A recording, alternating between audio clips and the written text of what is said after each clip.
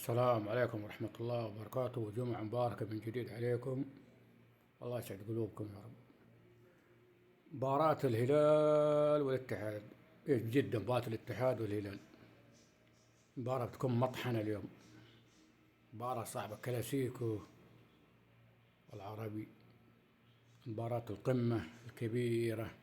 صح ان الاتحاد مستواه نازل وبدأ يرمي مستواه ويرجع لمستواه السابق، بس والله ما ندري. ان شاء الله الاتحاد يقدم مستوى كبير في المباراة ويفوز على الهلال. صراحة الفوز على الهلال له طعم آخر صراحة.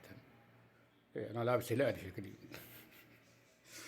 بس إن شاء الله يوفق الاتحاد اليوم في المباراة ويقدم لنا مباراة كبيرة، وكونسيساو يسوي خطة مناسبة للفوز على الهلال، ولا يحصل زي كل مباراة فجأة تلقى الحكم سبحان الله يسوي حاجات غريبة ويفوزوا علينا الهلال بخطأ تحكيمي.